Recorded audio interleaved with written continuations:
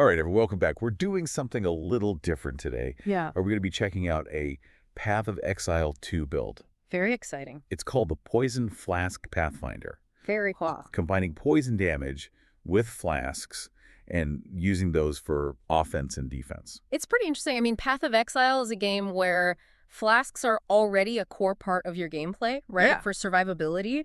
But this build really reimagines how they can be used. It's not just survival anymore. It's a core part of your attack and defense. So we're talking Pathfinders, Yes, which are the subclass of Rangers. that's right.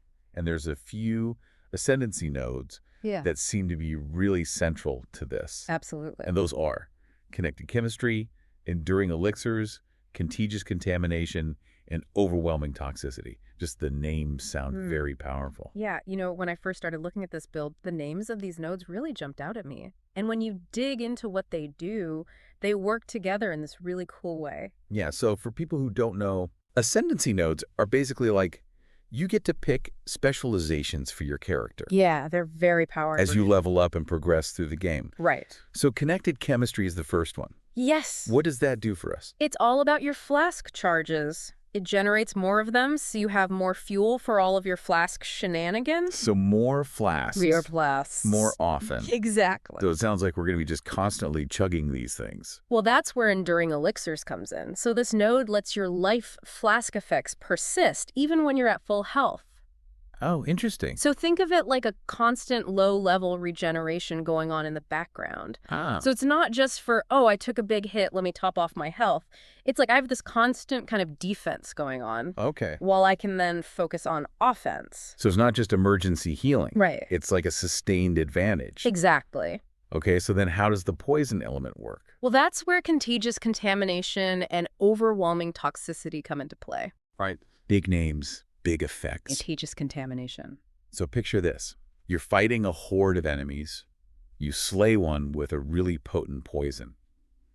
Contagious contamination spreads that poison to nearby foes. It's like a viral outbreak. So you're using the enemy's Yeah. numbers against them. Absolute. That's pretty cool. Yeah. But how much poison are we talking about here? That's where overwhelming toxicity comes in. It doubles the number of poisons that you can apply to an enemy at any given time. So we're talking about stacking a bunch of Oh, yeah. really nasty Debilitating poisons. effects on a target. You got it.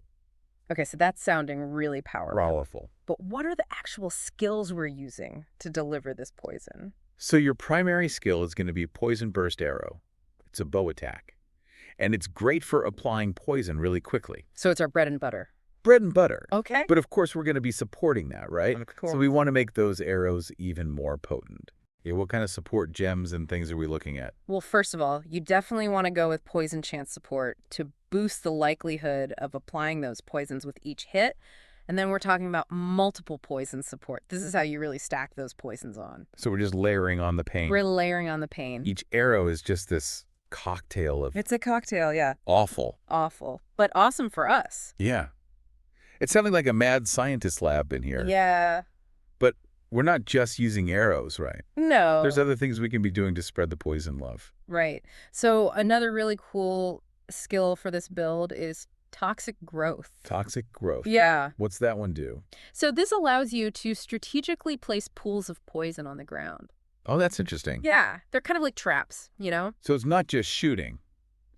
There's an element of planning here. Absolutely. Okay, I like that. I'm seeing inspiration support and faster casting support Yes. for toxic growth. Mhm. What are those all about? Well, remember how I said flasks are really important? Yeah. Inspiration support helps with mana management. Okay. So you can make sure that you have enough to keep those flasks going. Oh. And then faster casting, as the name suggests, lets you deploy those traps much quicker. So speed and efficiency. And poison. Poisons. Okay, yeah. cool. So this is starting to feel like a pretty multi-layered build. Absolutely. And we've only just scratched the surface. There's more. We got more skills. Okay, I want to hear it. Yeah. What other tools do we have in our arsenal? So one of the most satisfying skills, I think, in this build is Herald of Plague. Arrow the Plague. Yeah, it's an aura, and it basically amplifies the spread of your poison. So when an enemy dies that's affected by your poison, Herald of Plague basically explodes them in a burst of chaos damage, which then further infects nearby foes. So it's like a chain reaction. Yeah, like a chain reaction of pestilence. That's really cool. Yeah, so it really synergizes with contagious contamination. Right. Create this domino effect. But, of course, you can't always rely on standing still and letting the poison do its work. Right. You got to be able to move around. Yeah, you got to be able to Dodge attacks. Yeah, dodge attacks. Especially in Path of Exile. So that's where Escape Shot comes in. It's your mobility skill. Okay. Allows you to reposition quickly. You can use it to knock back enemies if you get surrounded. So it's not just running away, it's crowd control. Crowd control, repositioning, very versatile. Okay, so it's that balance of offense, defense, strategy, reactivity, all that good stuff. You got it. And there's one more skill that I think really adds a lot to this build, and that's Plague Bearer. Plague Bearer. That sounds very ominous. It is. What does that one do? So Plague Bearer is all about delayed gratification. As you deal poison damage, it stores a portion of that damage. Right. And then you can activate the skill to unleash all that stored damage in a massive burst of chaos energy. It's like a ticking time bomb of toxic energy. You got it. Okay, I like that. So we've been talking about skills, but what about gear? Yeah, gear is important. What kind of equipment are we looking for? So for weapons, you're going to want to focus on bows. Bows that have bonus chaos damage or poison damage. Okay, so not just any bow. It has to be something specific to our poison playstyle. Exactly. And attack speed is important too. The faster you attack, the more poison you apply. Makes sense. What about armor? So for your body armor, you're going to want to look for things that increase the duration of your poisons and anything that boosts the effectiveness of your flasks. Okay, so we want those poisons to really linger, and we want our flasks to be as potent as possible. Exactly. What about boots? Any particular recommendations? Yeah, there's a couple of interesting options for boots. You could go with corpse wade boots. Corpse wade boots. Yeah, so these boots create clouds of poisonous gas from corpses. So we're weaponizing the environment. We're weaponizing the environment. It's great. I like it. Another option, if you want something a little bit more unpredictable, is Gambler's sprint boots. Yeah. These give you random bursts of movement speed. So it's like adding an element of chaos to our chaotic build. Exactly. All right. What about rings and amulets? What stats should we be looking for there? You want to boost chaos damage, poison effectiveness, and life. So it's the balance of offense and defense. Okay, so we've got weapons, we've got armor, we've got all our gear. What about the passive skill tree? Where should we be putting our points there? So for this build, you're going to want to focus on nodes that improve flask effects and flask charges. So it's all about those flasks. It's all about the flask. And then, of course, you want to boost poison damage, poison duration, chaos damage. Right, it's all coming together now. So we've got powerful flasks, we've got potent poisons, we've got this whole arsenal of skills. What's it actually like to play this build? All right, so imagine this. You walk into a room full of monsters. You start off with a barrage of poison burst arrows, spreading those poisons, softening them up. You drop a few toxic growth traps in strategic locations. Okay, setting the stage. As enemies come in, those traps explode, poison gas goes everywhere. Herald of Plague is going off, spreading the poison even further, creating a chain reaction of chaos damage.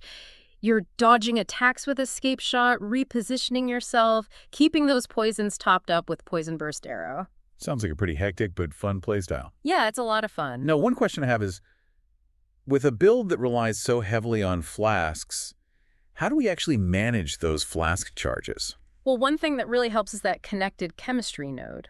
Right. Remember that one? Yeah. Generates those extra flask charges. So it's like having a built-in battery. Yeah. Always keeping those flasks topped up. Exactly. Yeah. And the other thing is positioning. You know, Yeah. if you can lure enemies into those toxic growth traps, Right. that's where you get the most out of them. It's almost like you're setting up a chessboard, Yeah, it's very strategic. using the poison as your pieces. Absolutely. Okay. But with any build, there's always strengths and weaknesses. Of course. What are some of the challenges? Well, one thing to consider is that this build can be gear dependent, you know? Okay. Getting the right weapons and armor that boosts your poison damage and flask effectiveness is important. So early on, before you've got all the best gear, it might be a little bit tougher. Yeah, it might be a bit of a slower start. Okay. And I imagine that some enemies are going to be more resistant to poison than others. Absolutely. You're going to encounter enemies that shrug off poison like it's nothing. So it's not a one-size-fits-all solution. No, you're going to have to adapt.